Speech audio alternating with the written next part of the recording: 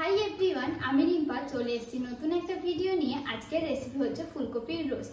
আসুন কি কি উপকরণ লাগছে সেগুলো আপনাদের সাথে দেখানো যায়। কেটে নিয়েছি ফুলকপি, তারপরে নিয়েছি এখানে ফোড়নের জন্য গোটা গরম মশলা, আদা বাটা, পেঁয়াজ কুচি, এখানে নিয়েছি লঙ্কা কুচি, এখানে নিয়েছি রসুন বাটা, নুন, লঙ্কার গুঁড়ো, ফেটানো টক দই, এখানে টমেটো বেটে নিয়েছি, এখানে নিয়েছি কাজু বাটা, কাজু কিশমিশ, এখানে নিয়েছি ধনে গুঁড়ো, এখানে নিয়েছি জিরে গুঁড়ো।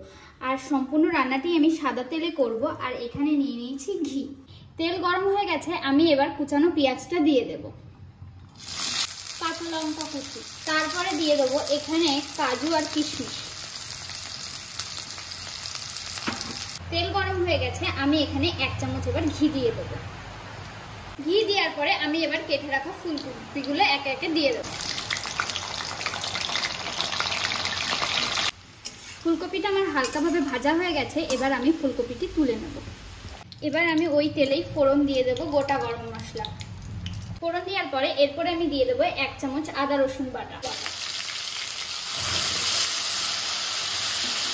এরপরে আমি গুঁড়ো মশলাগুলো দিয়ে দেবো।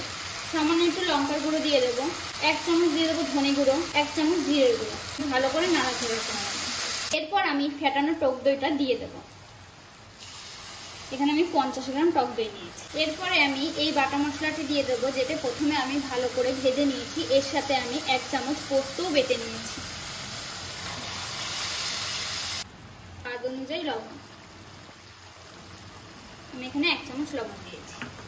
মশলা থেকে তেল ছাড়া শুরু হয়ে গেছে, এরপরে আমি দিয়ে দেবো ফুলকপি ভাজাগুলো।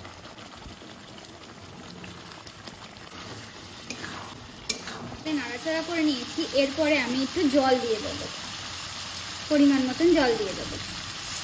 জল দেওয়া হয়ে গেছে, এবার আমি ঢাকা দিয়ে দেবো।